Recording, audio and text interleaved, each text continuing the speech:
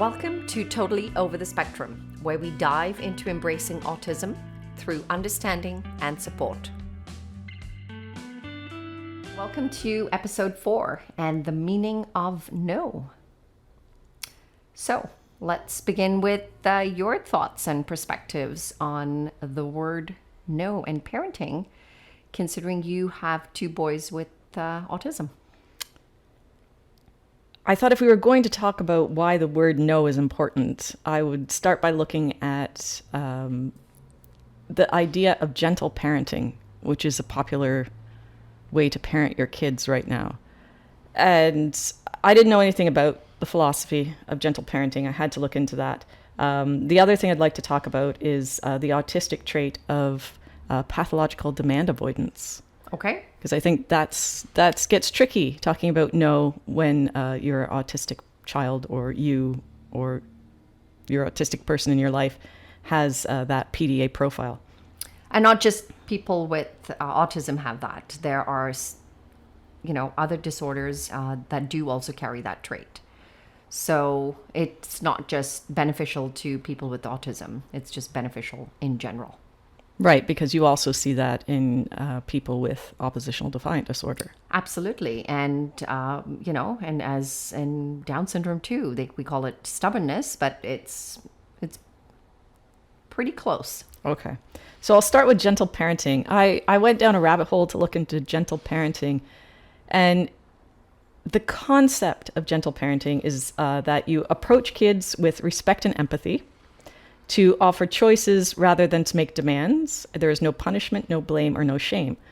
So on the surface, that sounds like a lovely theory. Very utopian approach. Right? And I think for the most part, I kind of have that philosophy, except for the part where you offer choices rather than make demands. I can't imagine never making a demand. And I'm not sure what's inherently wrong with making a demand. So for myself as an autistic person, I always need to understand why I'm doing something, why I'm being requested to do something. Not very good at blindly following orders, especially if I would always ask, why are you asking me to do something, or why are you asking me to do something in a specific way? And if the answer that I received was insufficient, or in my mind, sort of nonsensical, well, then I wasn't going to do it because it didn't make sense to me. Okay. So for my kids, I always took the time to explain what we were doing and why we were doing it, because that's what I needed. So when Alex was very young, he had trouble understanding why can't I do what I want to do when I want to do it. And I don't know if that's for typical kids because I don't have any, but I think that applies to kids in general. Absolutely. Okay.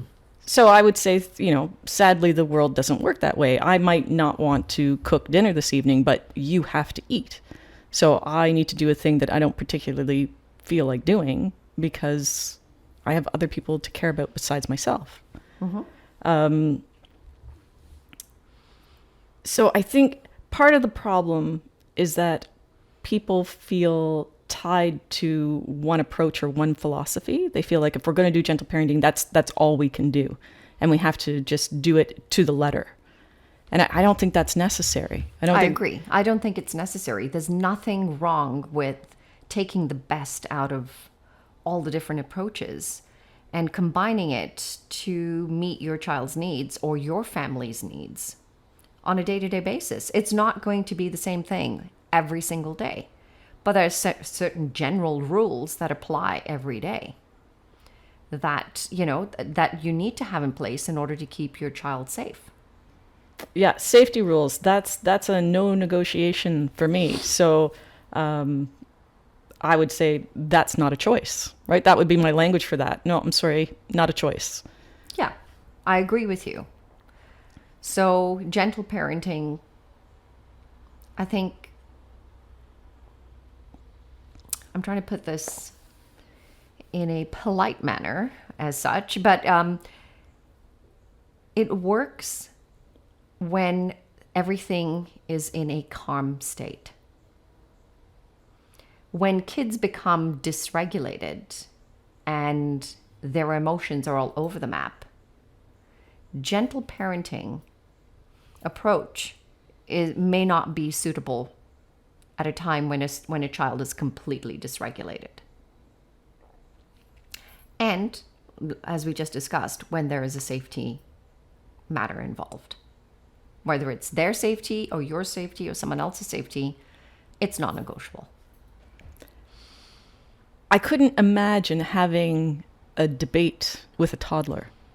Like I couldn't, like, sure, you want them to have choices, right? Like, okay, so you want to give them choices, but if you're never implementing anything other than choices, they're not going to always make good choices. So I had to go back to the science of that, right? Okay. So I had to look at how the brain develops. So the limbic system part of the brain processes emotion and memory, and that's fully developed in early adolescence around age 10 to 13. So you have all the feels by the age of 10 to 13. But the prefrontal cortex, which processes your planning and your prioritizing and making good decisions, right, your executive functioning part of your brain, that doesn't get fully developed until your mid to late 20s. Absolutely. So you have all of your feelings and all of that in your preteens, but you don't have a method of regulating that until you're in your mid to late 20s. So why would you give really young people choices all the time, knowing that they're not actually capable necessarily of making good choices? I agree. Absolutely. The other aspect of it is the always yes is not sustainable. It's not realistic in the real world, as you put it. So if they are now adults, okay, let's just say you always say yes to your 2-year-old, 3-year-old, 4-year-old, 5-year-old, 6-year-old. Let's fast forward 10 years. Now you have a 16-year-old going to be 17-year-old who's always had parents that have said yes, yes, yes, yes, yes. And as they age, the demands get more significant. They become more expensive. And your child then turns to you and says, well, I've got my G2, so I want a car. And then now all of a sudden you go, well, no, I'm sorry. And like you said, all of these emotions are in place, but they've got no coping mechanisms for them. And then boom, you have a 16 or 17-year-old having an absolute meltdown because they've never learnt the concept of no and how to regulate themselves when they are put into a discomfort situation.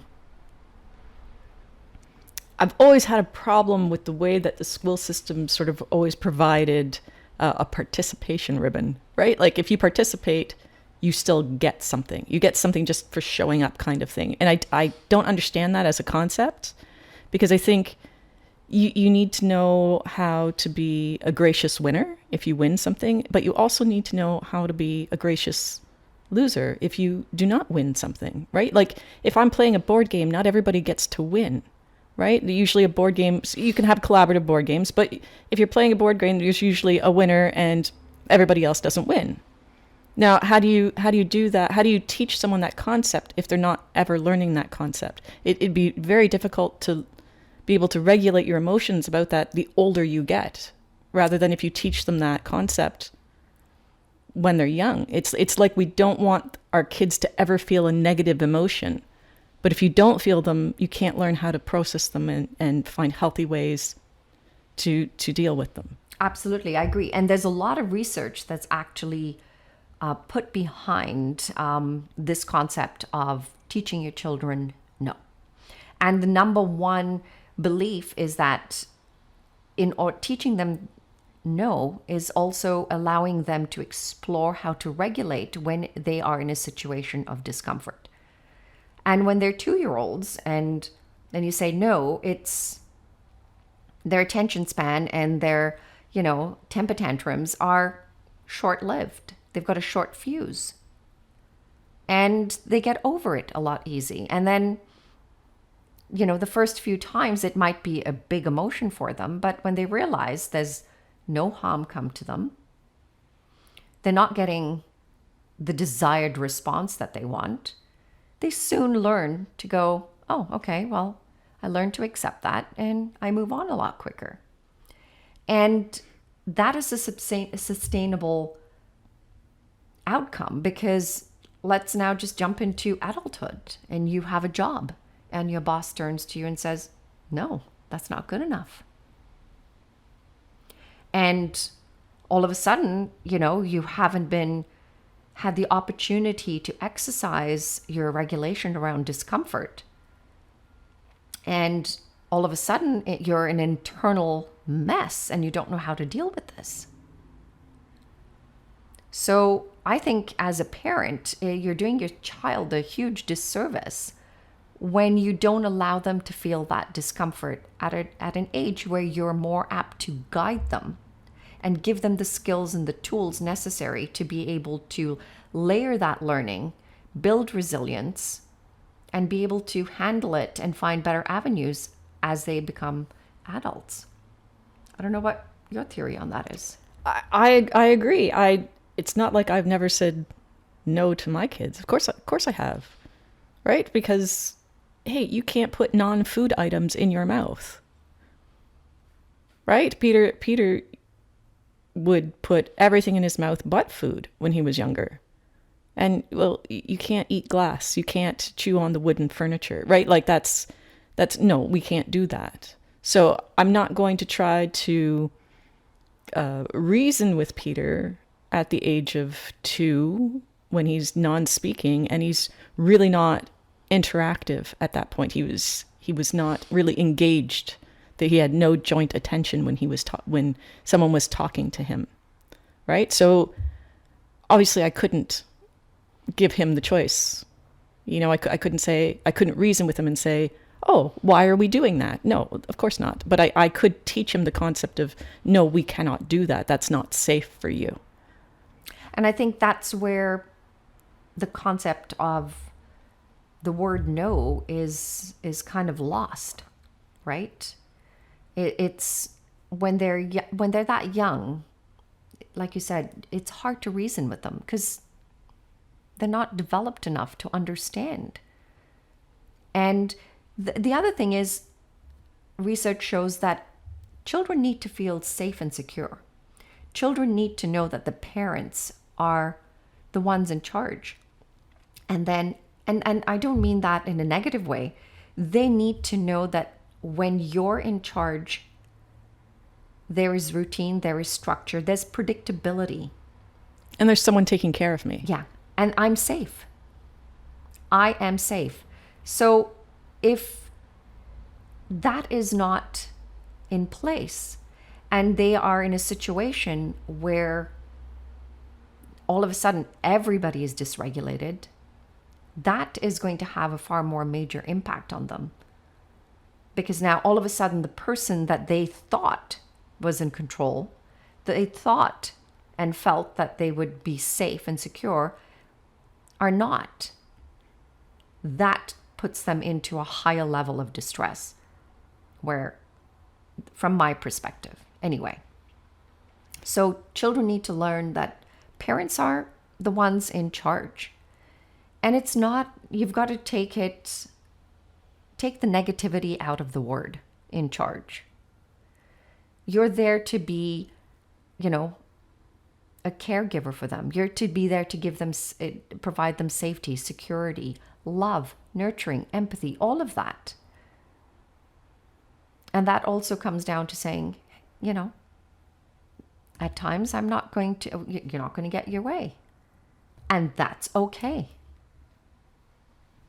So I thought we should give people sort of an example. So if we talk about giving someone a demand might be put on your coat. Mm-hmm. That would be a demand. Put on your coat. And that doesn't sound very nice. Put on your coat, right? So the gentle parenting approach would be, I noticed you're not putting on your coat. Can you tell me what you're thinking? So I guess there's sort of that problem solving, like getting them to stop and think, why are you not putting on your coat? So what are your thoughts?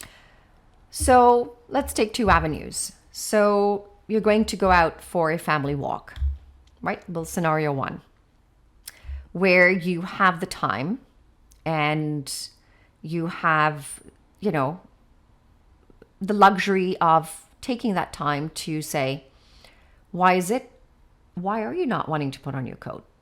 Right? And the reason you find out is like, I don't want to go for a walk. I want to sit in front of my iPad. I want to sit in front of the TV. I don't want to go out and get exercise.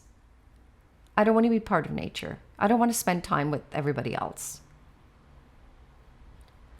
Okay, I see. So it's kind of like, I'm not going to do something that you're asking of me that's going to, you know, where I have to comply to what you want because I really don't want to do that.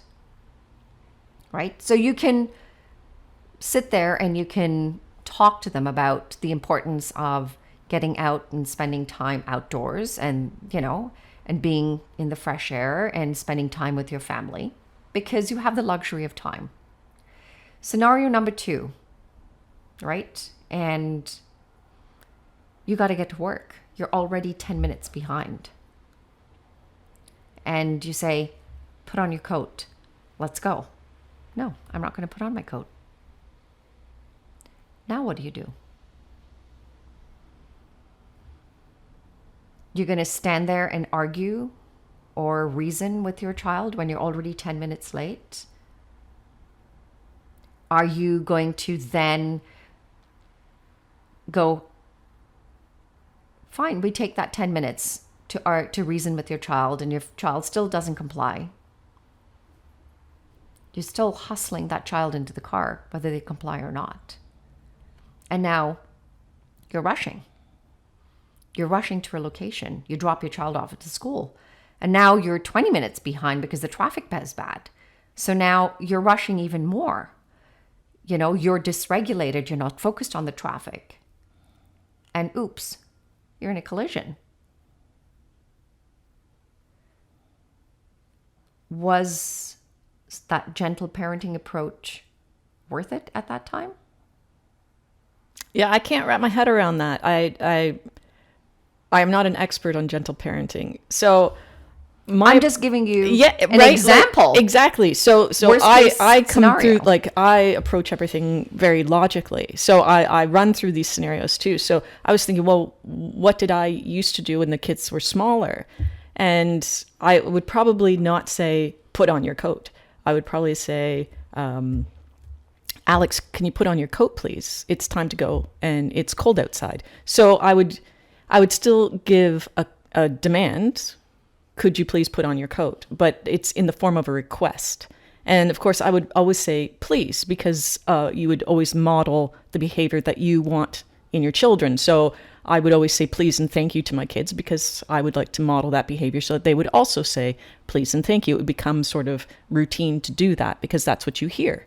But I would also give that sort of part at the end where I explain why quickly, but I would explain why. It's cold outside. So he would think, oh, yeah, I'll put on my jacket because it's cold outside. Like I'm already giving him a reason as to why that's important.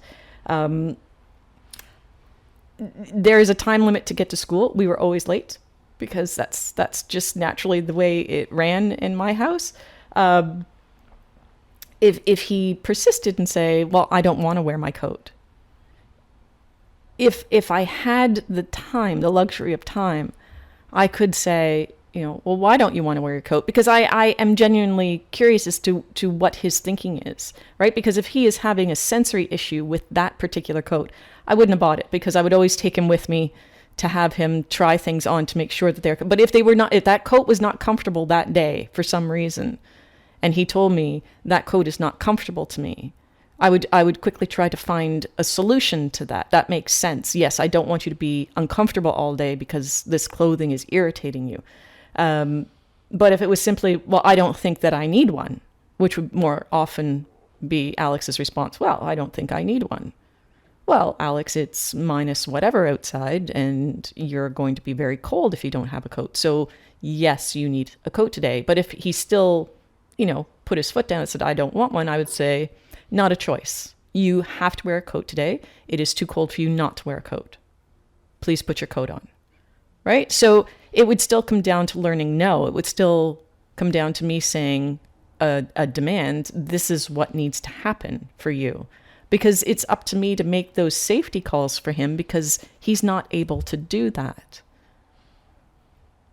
Yeah. And I think that's where a lot of parents get lost in the whole soft parenting approach, right?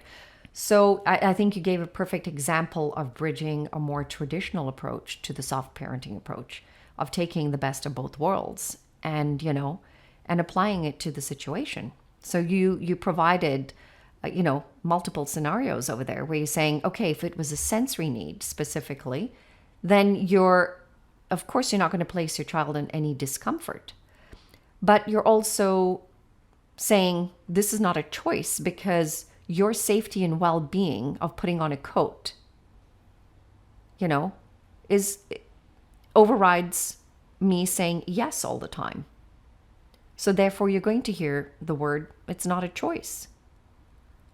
Or it's no. And if it means changing your language between no, which is a rather short and one simple step response or request, to now changing your language to saying, well, it's not a choice, you're still obtaining the same result.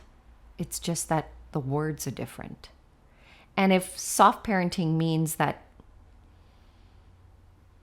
you want to look at changing the language so it doesn't come across as offensive, then by all means, but don't not teach your child the word no. Because there's a lot of, I do it myself. I like to go down the rabbit hole of research, and I always look for evidence-based. A lot of times parents go, well,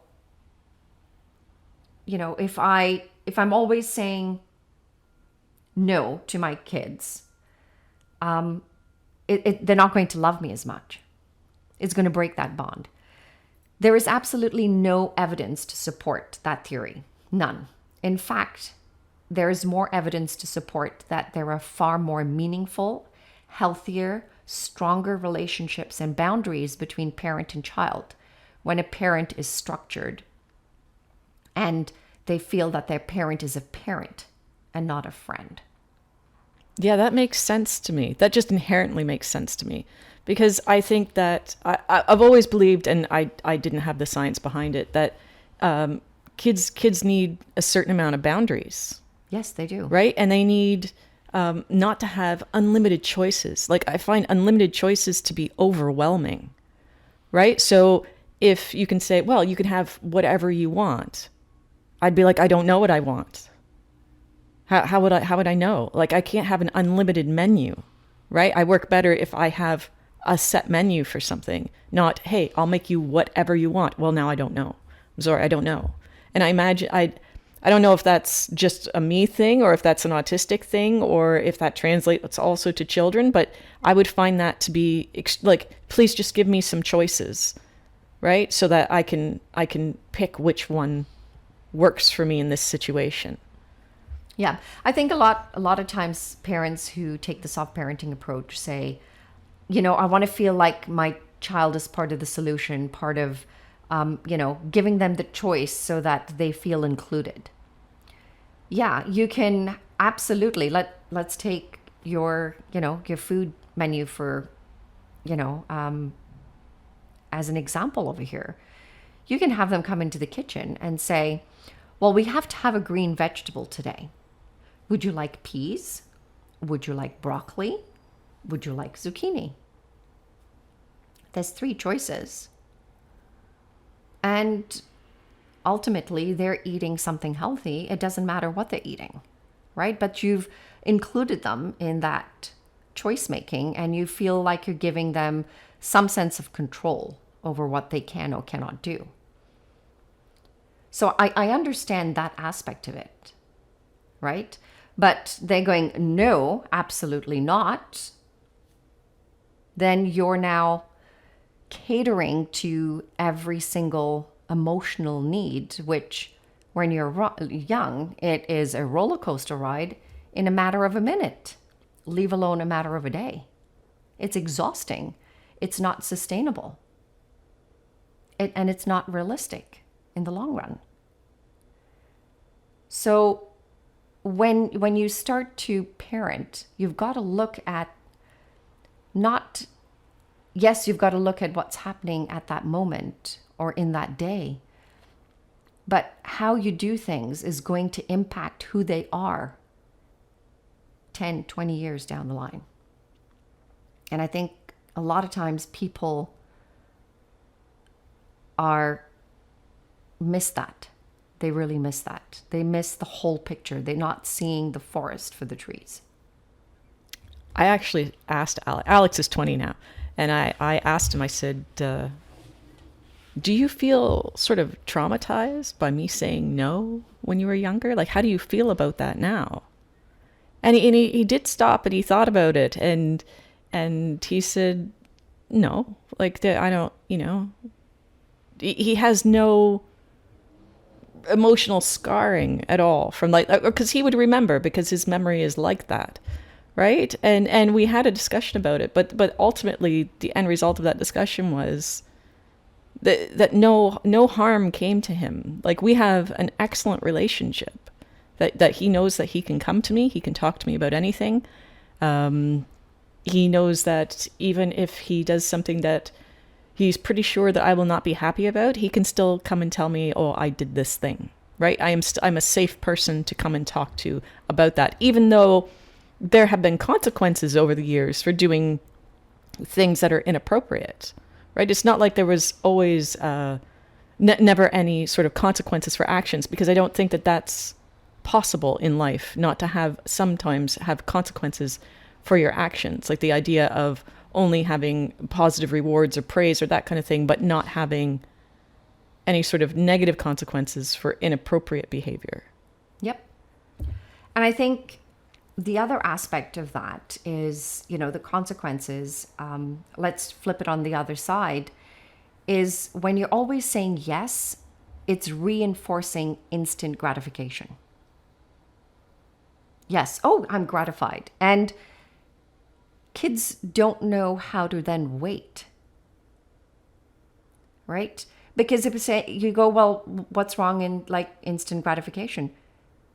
You're not helping them build resilience on patience, on learning that skill of waiting, right? If they are given instant gratification all the time, where's that skill? And that's probably even harder to teach now, when you don't have to wait for anything, right? You have the internet. I can get instant information immediately. Absolutely. Right? I can watch a video and not have to have a commercial. I don't have to cook. I can Uber Eat. Yeah, I don't think there's anything you really have to wait very long for if you don't really want to. And, and this is where people, and then when they are placed into a situation where they have to wait, you can see the level of agitation go from 0 to 100 very quickly with a person who has not had the opportunity to build those skills and to, have the opportunity to exercise that. They're like, why do I have to wait? And skills are harder to learn the older you get. Absolutely. So that is the other aspect of it. I mean, there are some crucial components to where research says kids have to learn to feel discomfort as much as they need to learn to feel joy, happiness, sadness. I mean, that movie, Inside Out, I absolutely love it. It explores all of the emotions, and it shows that each one of them have its place, and they are there for a reason. And each one of them have to be given the opportunity to be explored, to understand, to regulate every single one of those emotions. So if they're never exposed to discomfort, and especially with kids with autism where emotional regulation is difficult, and give you an example. I'm instant gratification. Okay, it didn't happen the way I wanted it, and it didn't happen right now. I'm angry. And a lot of times you see an object being picked up and, propelled across the room. They don't care where it goes, what it does, who it hits. It's releasing that negative emotion. So that brings us to the idea of pathological demand avoidance. Okay.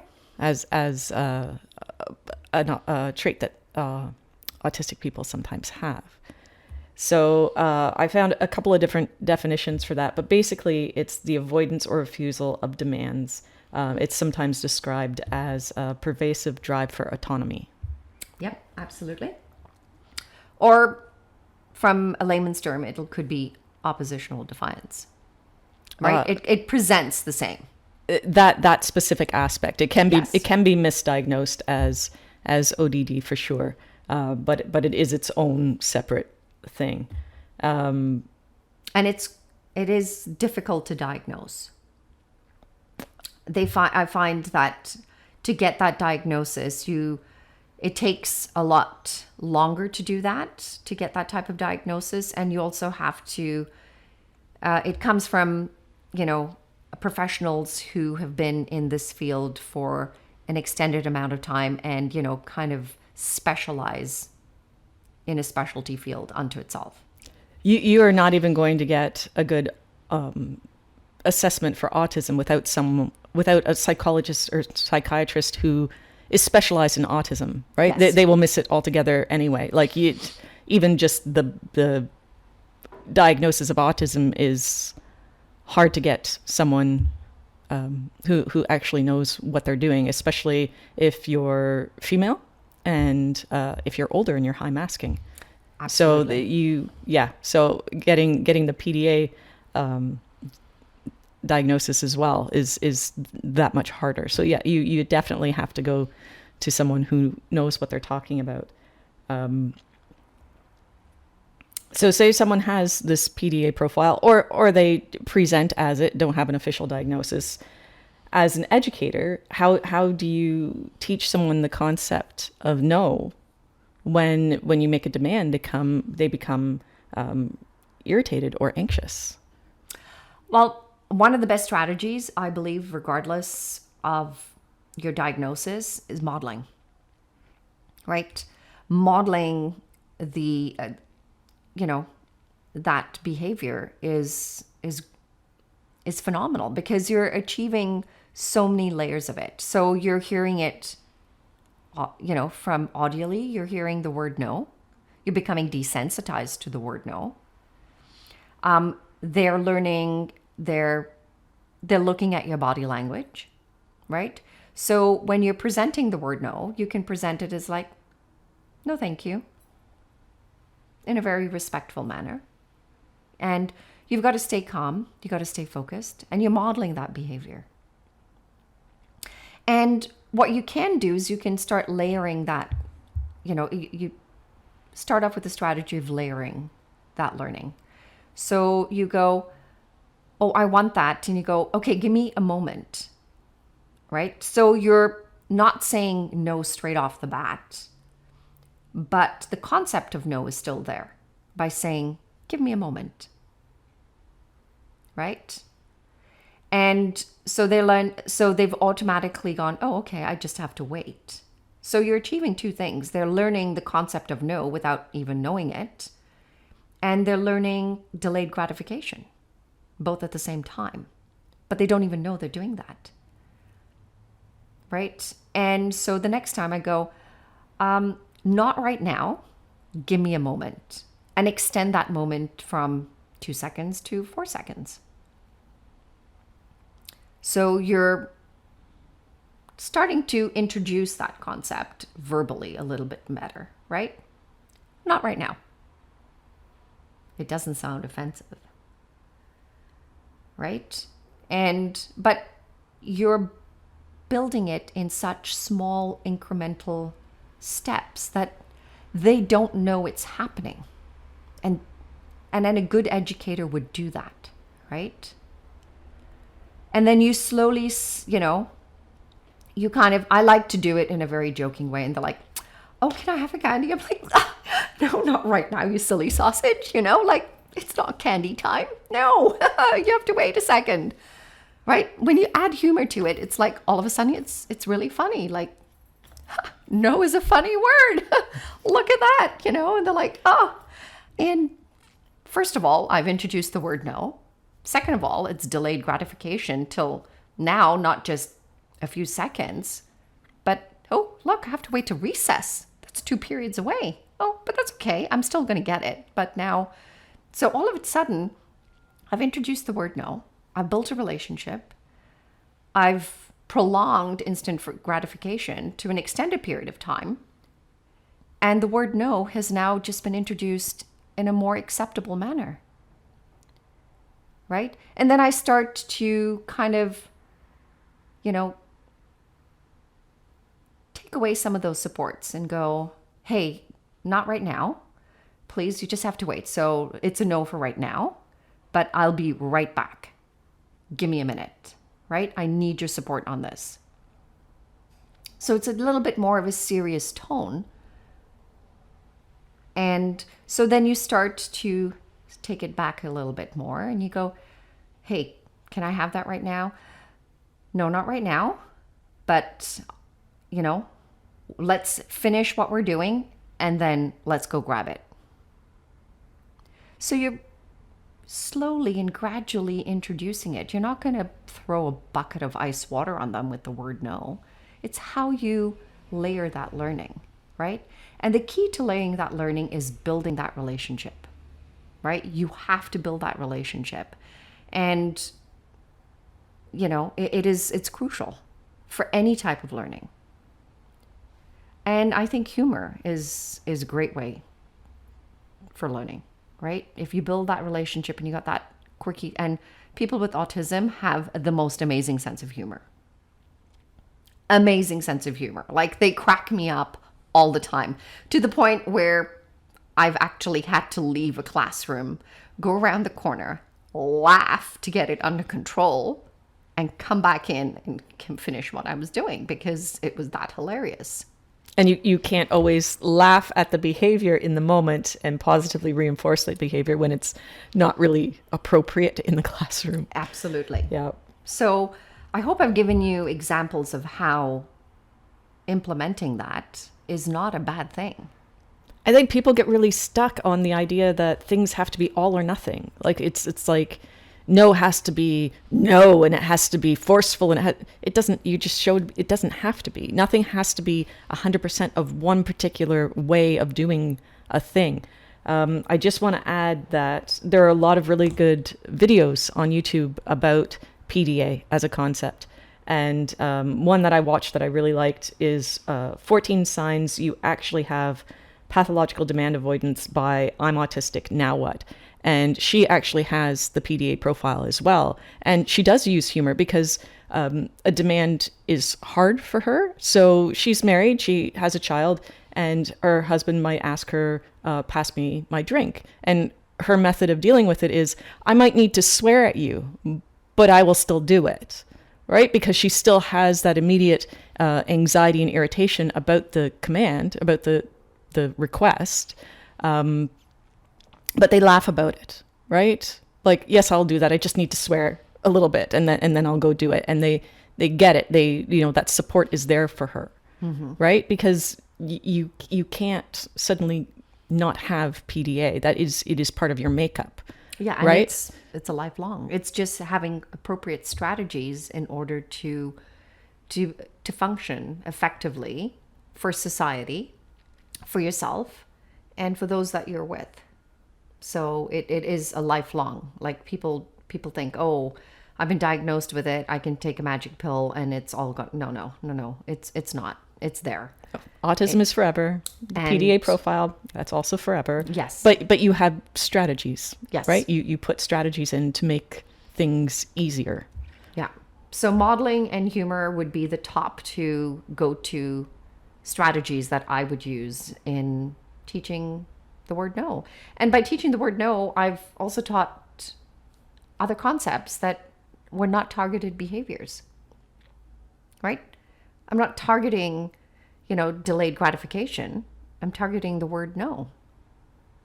But I've layered that learning, I've scaffolded that learning, and then I've slowly pushed for that independence of learning that word no.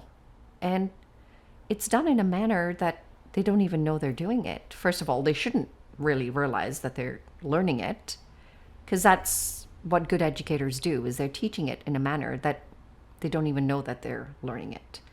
Well, that's going to bring us into our next topic, and that's about how autistic people learn, and specifically about applied behavior analysis. That's a very controversial subject. That is. So we will tackle that one in our next episode.